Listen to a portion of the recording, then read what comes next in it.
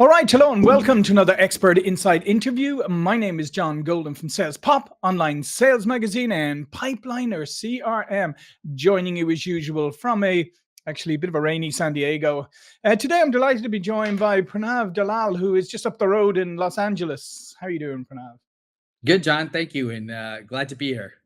Yeah, Pranav is an entrepreneur, global leader in redefining the future of work. Founder and CEO of Office Beacon, built one of the world's largest workforce providers, managing a distributed team of more than, get this, 5,500 employees across 4 continents, without taking outside capital or partners. So you scaled Office Beacon from a small startup to $100 million enterprise, and that's what we want to talk about today. Is how to scale smarter by rethinking structure, processes, and performance systems. So let's get straight into it. So you scaled without outside capital. What were what were the crucial turning points or markers along the way where you had to consciously make a decision to say, I'm going to continue it this way, I'm not going to suddenly go for outside money? Because there must have been moments when that was a consideration. Well, actually, John, it was never a consideration. I'll tell you Right. why. In Mhm. 2000, before I started the company, I worked in internet startups, and at that time, the internet bubble, there was an internet crash, right? Like Mhm. the stock market crash. And at that time, I was pretty committed to saying I didn't want to really be in a situation where I have had investors, and I was beholden to them in terms of my company. So I went on a trajectory of then creating this services-based company where I could control it and control my own destiny the way I wanted to do it. And that's really what I set out to do. And also, the second mind thought I had was to create a legacy business, so a multi-generational family Mhm. business. It's now 25 years later, and two of my children, I have three, are now in the business. So my Nice. son, he's in the sales team, and my daughter, they're both in school, but Mhm. and my daughter's on the marketing team. Nice, nice. That's nice. So it was a conscious decision, and you were like, no matter what happens, you're going to stick to this path and you're going to make it work. What were some of the challenging moments in the early days? Well, yeah, definitely some of the early challenges were how to pay for everything. So Sure. when I started overseas, everything's cash. Buying computers, uh, Mhm. just literally everything. There's no credit, and so that was always interesting, and how to get payment terms and all that. And we started out in the graphic design business. Adobe was, we were scaling very fast with Mhm. Adobe, and Adobe at the time, their licenses were about $1,500 Oh, for, yeah. and nowadays it's like, whatever it is per month. It's like a subscription Yep. of whatever, $20, $30. So we actually had to find companies here that would be lenders to us, like Right. buying a car. Now we had to find people that would loan us money to pay for hundreds and hundreds of thousands of dollars worth of software licenses, and other types of things. So, and we did, I found that, but so we had to finance in pretty interesting ways at those times. I wish the business models were a little different for software back then. So, Yeah, no, no, that's fascinating and something probably most people don't realize about, especially startup business and having to, basically having to pay cash out when nobody's gonna give you credit in the early days. no, no, not at all. And when you get a client and you have to buy hundreds of computers, Mhm. desks, workstations, chairs, you don't realize what's involved. I mean, nowadays, a lot of companies can work from home. Even today, we don't do that. We're still in pretty major office Mhm. spaces, so it's a lot of build out. But that's been a part of our success. Another factor you asked me about this, a fork in the road, was really to decide whether we were going to compete on price. I remember this vividly in the mid 2000s when one of my competitors really dropped their shorts on their price, like Mhm. really rock bottom. And I really decided at that moment, I wasn't going to do that because it was very clear. I mean, I was not going to be able to afford to compete on that, and I didn't. And actually customers recognize quality, and that was a good learning moment for me. Yeah. That quality was very important, and people were willing to pay for it. Yeah, because that's a question I wanted to ask you. I'm glad you raised the quality issue because a lot of startups and founders and startups struggle with maintaining quality when they start to grow. So, I mean, how did you maintain that quality? And even your case right there, where a competitor dropped their prices, was there a period of time when that hurt you a little bit, and maybe people were saying, "Oh, why don't you just match it?" But what is it? But I'm really interested in is how you maintained and focused on the quality while growing rapidly. The first 2 years, John, I checked the quality myself. Like Right. I was a one-man shop. Like, I mean, we had a lot of people in India Mhm. where we started, but Sure. here I didn't have like the support. And so during the daytime I was selling, during the nighttime I was checking, files and all this because Right. I really trusted myself to do that. But then I had to train people. I had to create software to help us, do double checking, and it's almost like an auditing system. So it was a lot of training, a significant amount that I had to do early on, and then hire the right people to do Mhm. that. So there was no easy magic trick to it. It was just basically hiring the right people, having a good auditing system, and training. And so, so those things. But if I can indulge you for 1 minute, I Yes, have please. a good story about pricing, and I had one really major client at that time, mid 2000s. They thought, I mean, they were a massive 100 $200 million company that sent me a termination letter by FedEx, right? And our contract was for renewal. And at that moment I thought, wow. And this is a time when that other competitor dropped their prices, and I thought, wow, if our quality is not good and our price is not fair, like, we deserve to be fired, right? So Mhm. they called me to their offices in Pittsburgh from LA. I flew out there, and I remember the gentleman. I won't say his name, but he's still a good friend of mine today. I walked into the conference room, sat down, sat across from him, and he said, "So Pranav, what did you think when you got that FedEx letter?" And I said, "What do you think I thought?" And and but then I proceeded to say, "Look, if our quality is not there, we deserve to be fired." Mhm. And actually, he was stunned. He said nothing because I knew that our quality was fantastic and our price was fair. And actually, um, he just signed a renewal right there when I was there. So you kind of have to be knowing where you stand, because if you're not sure and you don't know, you're going to be taken, in terms of pricing, and you're going to, a lot of money is going to be left on the table. And so that was a real big turning moment for me, because it really had a big impact on how we grew the company. Yeah, no, it's great, and it just shows you the focus on quality, that was actually what was able to bring you through at the end of the day. And like I said, that's a challenge oftentimes, and companies get a bit bigger because they're focused so much on sales and marketing and expand and rapid expansion that the quality of the product or service starts to suffer. Yep. Yep. We also invest in quite a few certifications, Mhm. different types of audits, security, data security, etc. Like, I'm a big believer in all of that, to ensure that, we give our customers the assurance that we take everything we do very seriously as it pertains to their work. Like, we have to ensure that we are treating them with the utmost care, because it's ultimately their livelihoods too that is in our hands. Absolutely. Tell me a little bit about, so just future forward now. Tell me a little bit about the future of work. What are your predictions for the future of work, and what trends are you seeing that perhaps other people aren't? Well, I think everyone's seeing AI, so that's not a Mhm. big surprise. Sure.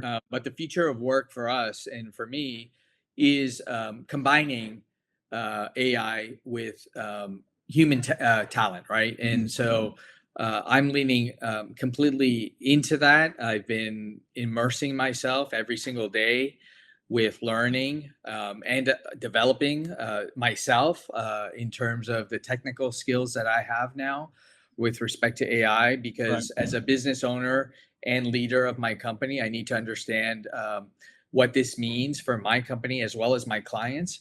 And so I feel very, very confident about it. And it's just unbelievable. Like I just compare it to the Wild West right now. Yeah. It's no different than, the internet boom in the mid 90s or the Yep. industrial revolution. Like this is it. And I'm super excited about the potential. It's just massive. And Yeah. so that's the future of work. Like this train is you got to get on this train.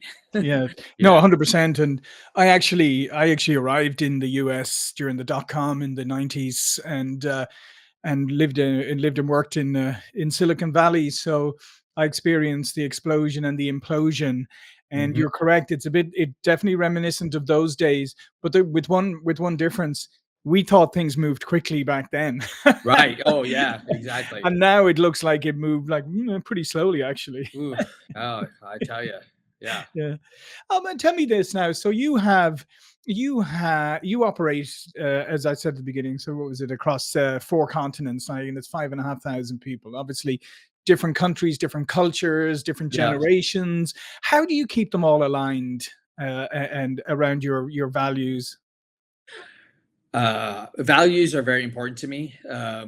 They transcend the company. It's a part of who I am. Mhm. I convey my values to my children. It's the way I live every single day. So there's a few of the ways that I do that is through my communication to my team. So I have a town hall with the entire company Mhm. every quarter.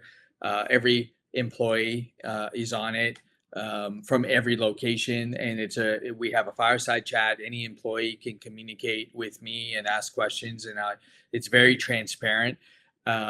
In fact, next month I'll be traveling to each location, 25,000 miles of travel Uh, over 3 weeks. But you having got good status, I hope, on the airlines. yes, and so I'm going to enjoy that part, but it is a lot condensed in 3 weeks. But then we'll have these town halls in person. We have what we call an OB-Zine magazine, which is talks about everything going on in the company. We have communications through our online intranet. We have basically systems online that it talks about all the projects we have, and so we're very, very transparent about everything we do. We also have a lot of employee engagement programs. Our HR teams globally in each location have budgets to really engage with employees so that there's a sense of community. And I love that because one of the things I love about the company, I don't have family members that are in other parts of the company, Right. in other countries. And so this is just a community of people that have come together to really bring this company together and give it life. And I believe 25 years is no joke. Like that's a long time, Right. and of growth, of continuous growth. And it's because of everybody that's been part of it. And, over the years, I think we've probably employed 75,000 to 100,000 people, like, who have gone Sure. through the system, and been part of it. So it's just been an incredible journey. Yeah, and I guess, and obviously, you use, as we talked about, use technology, et cetera, to ensure, efficiency and be able to, operate across such a large amount of people. Um, so how much is it? How much do you have to, when you're a startup? How much do you have to start thinking about the future and start laying the foundations for a larger company, even while you're still small? Uh, Great question. I think technology could really be a rabbit hole. I think ultimately startups, and by the way, I consider us in a true sense of the form, like a startup, because we do so many new Right. things every day. Mhm. But technology can also drown you, and so I think what's important is to really focus on what problem you're trying to solve, and then just figure out what technology is helping you achieve that faster without the cost, right? Yeah. And that's, I try not to get drowned by technology, but AI and the technology, enablement that it brings is incredible. But even with that, it's now overwhelming, I think, for a lot of Yeah, business owners. it is. So there is that problem. But I think you got to be really careful, I think, when you do that. So what I would recommend is, you just go off the shelf, get some tools that are readily available, and help you solve that problem very quickly, so that you can really justify and prove the model out quickly. And then you can later on, as you build up your base, you can invest in other things, your own tools if you need to, at that point, if it makes Mhm. sense. Yeah, absolutely. No, and it is getting overwhelming. I mean, the amount of tools and capabilities that have been rolled out now. I mean, it's almost a full-time job trying to keep up with what's being released, Hmm. let alone actually ever use the tools. It's just actually keeping up with the amount of tools. Right. Tell me also, as in your opinion, so particularly here, like entrepreneurs and startups, I mean, they tend to chase VC and angel investing and VC capital, immediately, and kind of issue the bootstrapping. What do you think are some of the misconceptions people may have about bootstrapping versus investment? Yeah, the common perception is to go out and get what other people's money, right? Yep. And to me, that was never an option. I guess I bet on myself, and Mhm. of course that's risky. You bet your life savings, or you bet whatever your equity in your home, or Mhm. whatever it is. And but I'm always very confident in myself. Um, when you go out and get venture capital or anything like that, your chances of success, who knows, right? It's one out of whatever. And Yep. you're shooting, it's like going to Vegas, to be honest. So I don't like those odds, to be honest. And honestly, I it's great if you make it, but Mhm. I think it's very challenging. And I like to control my own destiny, because I really believe in my own vision. I don't want to be beholden to someone else's vision. And so that's why I just do it my way. That doesn't mean later on I might not, I may Sure. go public or something, or do something else, but it's going to be under my direction. So I think, yeah, that's just who I am as a person. It's just Mhm. how I want to do things. Yeah. And how would you describe your leadership style, because obviously you've built an extremely successful organization. So what has been your leadership style and your approach to management? So my superpower is really understanding and creating competitive advantage. I really identify unique opportunities, and Mhm. quickly identify them to be able to roll them out. So I'm really that initial, like, visionary. I can also put it together, but I'm not the person to execute and then operate it. That's Right. not me, and I've never been like that person in my own company. I can do it, but it's not what I love to Mhm. do. Yeah. So my thing is really, like, I can build it, architect it, and I know my vision is going to be pretty spot on, and that's what I love to do. And so, and that's what my management team wants me to do. And so we have a structure where we actually use a system called EOS. And we have what we call a visionary, which is me, an Mhm. integrator, which is like a chief of staff, let's Yep. say. And that person will execute the vision and make sure that the plans are happening, and work with the management team and the layers there to deliver the deliverables out. And it's working really, really well. Yeah, and it's a really important point there, though, because I think sometimes it's hard for people to be that level of self awareness to know what you're good at and what you're not good at. I Yep. mean, I agree with you. I mean, I'm kind of the same. Is like I don't like the operate. If you want, I've often gone. I went in the past interviews, running companies and stuff, and I just said, if you want somebody to take the company forward, vision, I'll come up with that. I'll do all of this. But if you just want somebody to come in and operate, wrong person. Yeah, absolutely. Yeah, yeah. So what's the future of the company? You said you're doing lots of interesting things. Where do you see it going? We have huge, huge, huge plans. I certainly do. I mean, I want to grow the company tenfold, and over the next decade, or sooner. Mhm. And we've laid out the plans for that. And now we're in sort of build mode for that. So, there's going to be certain information and releases that are going to Yep. be happening in early January. Oh, nice. And I'm excited about that. It's going to be a whole new office beacon, and it's going to be super, super exciting. Excellent. Well, listen, this has been fascinating. Such great insights and great advice for people. Remember, sometimes the betting on yourself and the bootstrap route can be the right way to go. And look at, you can see here's the example with Office Beacon and Pranav. So fantastic. All of Pranav's information will be below this video. But before we go, please do tell people, just remind people about you and what you do. So Office Beacon is one of the largest privately held remote staffing companies in the world, with offices in India, Philippines, South Africa, and Mexico. Excellent. Well, listen, thanks again. Thank you for watching and listening. I'll see you all again very soon. Thank you.